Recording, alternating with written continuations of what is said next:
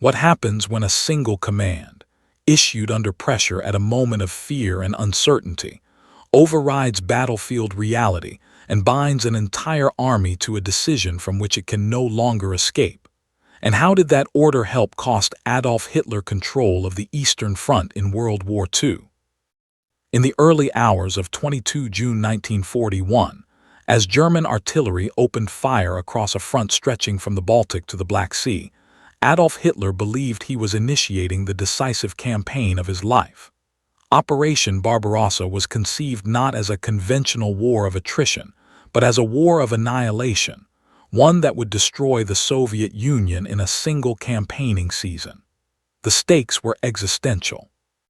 Hitler viewed the Eastern Front as the central arena of World War II, the place where Germany's racial, ideological, and economic enemies would be crushed simultaneously.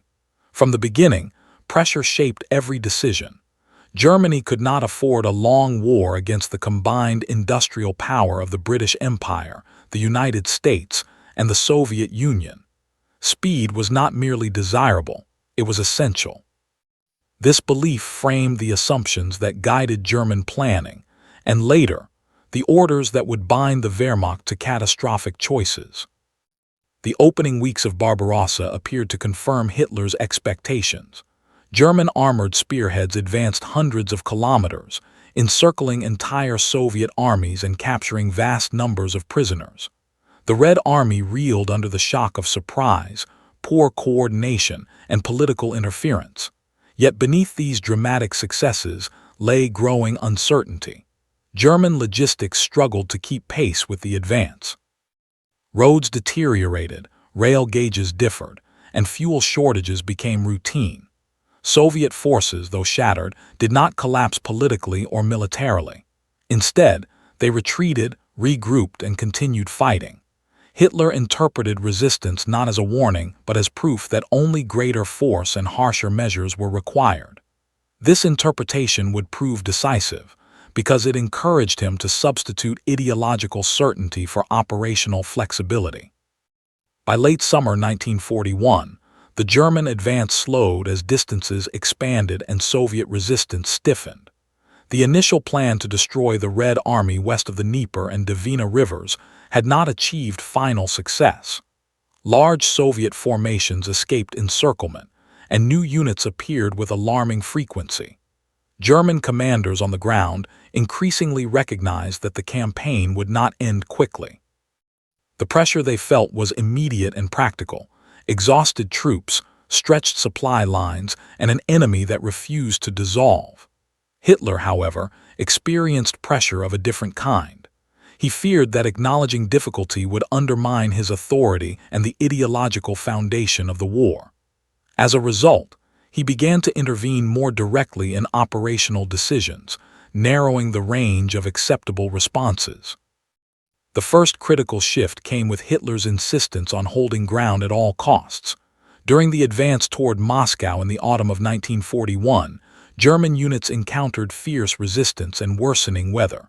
Soviet counterattacks forced local withdrawals, which frontline commanders viewed as necessary to preserve combat power. Hitler rejected this logic. To him, retreat carried symbolic and psychological danger. He believed that yielding territory invited collapse, that once troops began to pull back, discipline would erode and defeat would follow. This belief culminated in a series of directives forbidding unauthorized withdrawals. These orders marked a fundamental change in how the Eastern Front would be fought, replacing maneuver and elasticity with rigidity and compulsion. The consequences of this shift became evident during the Soviet winter counteroffensive before Moscow in December 1941. As temperatures plummeted and German units struggled with inadequate winter equipment, the Red Army launched massive attacks along the front. German formations faced encirclement and destruction if they remained in exposed positions. Many commanders requested permission to withdraw to more defensible lines.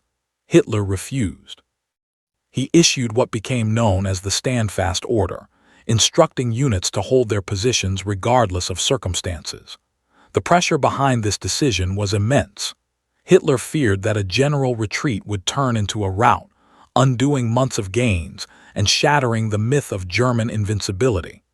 The uncertainty of the situation only reinforced his instinct to control events through absolute commands. In some sectors, the standfast order appeared to work, at least temporarily. German units that held firm prevented Soviet breakthroughs and avoided complete collapse.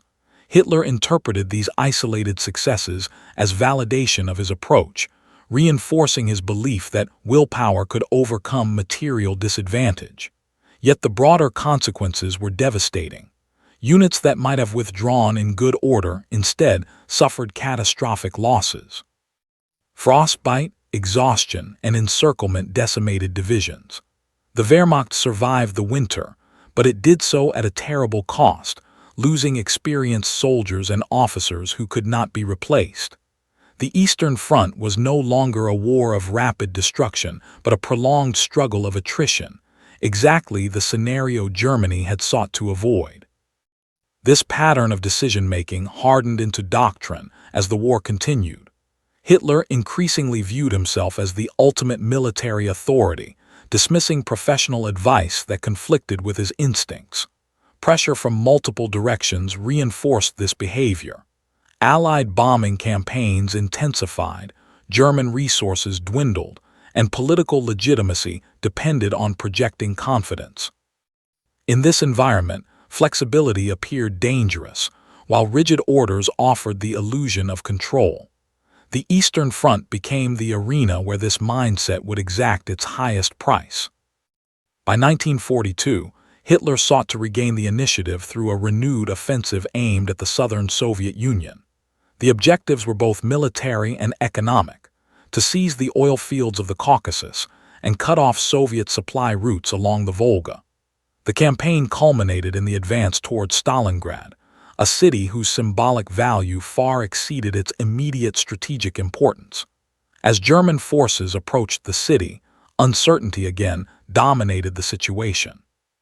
The Soviet Union committed massive reserves, urban combat slowed German progress, and extended flanks were held by Allied Romanian, Italian, and Hungarian units of limited capability. German commanders warned of vulnerability, urging caution or consolidation. Hitler pressed forward. The decision that would ultimately cost Germany the Eastern Front crystallized during the Battle of Stalingrad. As Soviet forces launched Operation Uranus in November 1942, encircling the German Sixth Army, the situation became starkly clear. The Sixth Army faced destruction unless it broke out or was relieved quickly. Field commanders requested permission to withdraw while there was still time. Hitler refused. He ordered the Sixth Army to stand fast and declared that it would be supplied by air. This order was driven by the same pressures and fears that had shaped earlier decisions. Hitler could not accept the loss of Stalingrad, a city bearing his rival's name, nor could he accept the political and psychological impact of a major retreat. The uncertainty surrounding the feasibility of air supply was profound. Luftwaffe leaders warned that they lacked the capacity to sustain an army of over 250,000 men in winter conditions.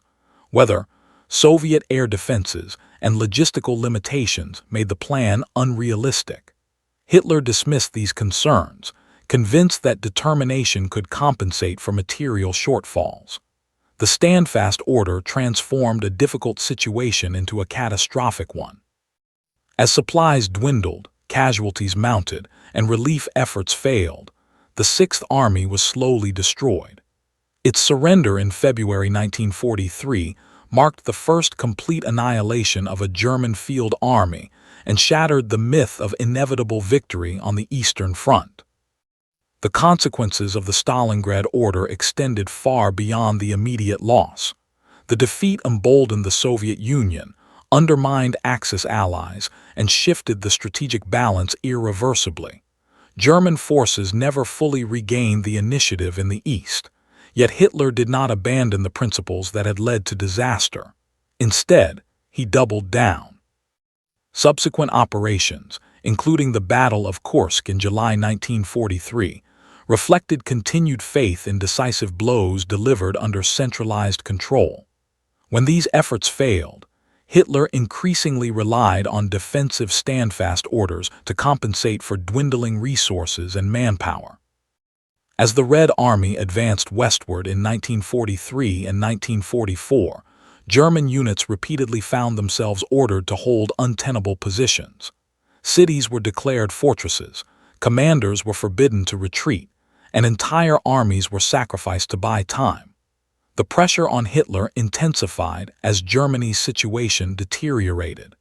Each retreat appeared to confirm his fear that yielding ground would accelerate collapse. Uncertainty about Soviet intentions and capabilities fueled paranoia, while the consequences of earlier defeats narrowed the range of options. The Eastern Front became a graveyard of immobilized formations, destroyed not only by enemy action, but by orders that denied them freedom of movement.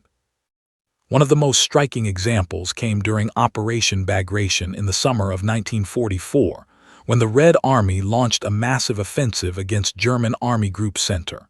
Despite clear warnings of Soviet preparations, Hitler refused to authorize withdrawals or redeployments. He believed the main Soviet effort would come elsewhere, and that holding ground would stabilize the front. The result was catastrophic. Entire German armies were encircled and destroyed, with losses exceeding those at Stalingrad. The Eastern Front collapsed across hundreds of kilometers, opening the road to Poland and the German frontier. Throughout these campaigns, the pattern remained consistent. Orders designed to project strength instead produced fragility. Decisions made under pressure prioritized ideological certainty over operational reality. Uncertainty was treated not as a condition to be managed, but as a threat to be suppressed through absolute control. The consequences accumulated over time, eroding Germany's military effectiveness and strategic position. By the final months of World War II, the Eastern Front was no longer a contest of maneuver, but a relentless Soviet advance against isolated pockets of resistance, bound by orders that forbade retreat. As the Red Army crossed into Germany itself, Hitler's insistence on standfast orders reached its grim conclusion. Cities were turned into ruins, civilian casualties mounted, and military formations disintegrated. The Eastern Front, once envisioned as the stage for Germany's ultimate triumph, became the site of its greatest defeat. The order that had begun as a response to fear and uncertainty hardened into a principle that sacrificed flexibility, initiative, and ultimately the capacity to wage war. The story of the Eastern Front in World War II is inseparable from the decisions that shaped it, and among them, none carried greater consequence than Hitler's refusal to permit retreat. Issued again and again under mounting pressure, these orders transformed setbacks into disasters and opportunities into catastrophes. They reveal how leadership choices made in moments of uncertainty can determine not only the outcome of battles, but the fate of entire fronts, leaving a narrative defined by cause and consequence that continues to invite examination and expansion. In the final phase of the war, as Soviet forces surged inexorably toward Berlin, the logic behind Hitler's standfast orders became increasingly detached from military reality. What had once been framed as a means of preserving cohesion now functioned primarily as a mechanism of punishment and control. Commanders who disobeyed were dismissed, arrested, or executed, reinforcing a climate of fear that further constrained initiative. The pressure on Hitler was now absolute. Germany faced invasion from east and west, its cities lay in ruins, and its resources were exhausted. Under these conditions, the refusal to retreat took on an almost ritual character, an assertion of will in the face of inevitable defeat. The Eastern Front thus became a theater not only of military collapse but of command paralysis, where orders were issued less to achieve victory than to deny the reality of loss. As Soviet operational art matured, the consequences of German rigidity grew even more severe. Red Army commanders exploited predictable German behavior, using deception, concentration of force, and deep operations to encircle formations that could neither maneuver nor withdraw. The very certainty Hitler sought through rigid orders created exploitable patterns. German units, deprived of flexibility, became fixed targets. The Eastern Front evolved into a sequence of encirclements, each compounding the losses of the last. Pressure flowed in only one direction, and uncertainty now plagued German commanders who could no longer adapt to rapidly shifting circumstances. The human cost of these decisions was staggering. Entire divisions were annihilated not because they lacked courage or competence, but because they were denied the option to disengage. Soldiers fought to the last round in ruined villages and frozen fields, aware that surrender or retreat was forbidden. Civilians were trapped alongside military units in declared fortresses, their suffering magnified by orders that prioritized symbolic resistance over survival. The Eastern Front thus illustrated how command decisions could extend the violence of World War II beyond strategic necessity, transforming defeat into catastrophe. Even within the German High Command, dissent grew sharper as the consequences mounted. Officers such as Heinz Guderian argued that mobile defense and elastic withdrawal were the only means of preserving what remained of the army. Hitler rejected these arguments, interpreting them as defeatism. The pressure he felt was not only external but ideological. To concede error would undermine the narrative that had sustained his authority since 1939. In this environment, uncertainty was resolved not through analysis but through dogma. Orders became declarations of belief rather than instruments of strategy. By early 1945, the Eastern Front had ceased to function as a coherent defensive system. German forces existed as fragmented pockets, isolated by Soviet advances and immobilized by directives that forbade movement. Logistics collapsed, command structures disintegrated, and communication became sporadic. Yet orders to hold remained. The final battles in East Prussia, Silesia, and along the Oder River followed a grim pattern: initial resistance, encirclement, destruction. Each outcome reinforced the cumulative effect of earlier decisions, demonstrating how choices made under pressure in 1941 and 1942 continued to shape events years later. The fall of Berlin itself reflected the ultimate consequence of Hitler's approach to command. Rather than allowing an orderly withdrawal or negotiated surrender, he demanded defense to the last. Units composed of regular soldiers, Volkssturm militia, and even children were ordered to resist overwhelming force.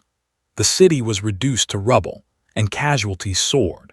The Eastern Front, which had consumed millions of lives, concluded not with strategic resolution but with annihilation.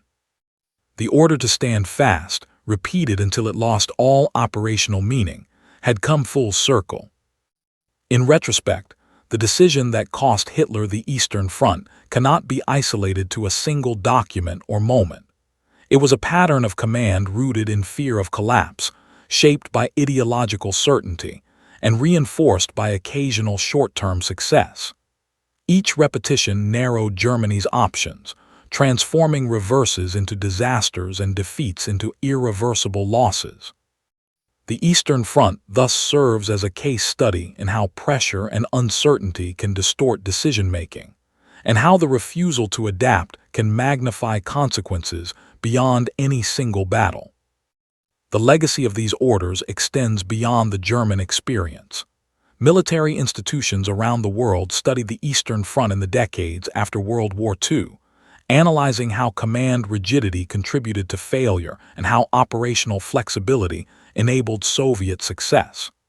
The lessons drawn emphasize the importance of decentralized decision-making, realistic assessment of conditions, and the willingness to trade space for time.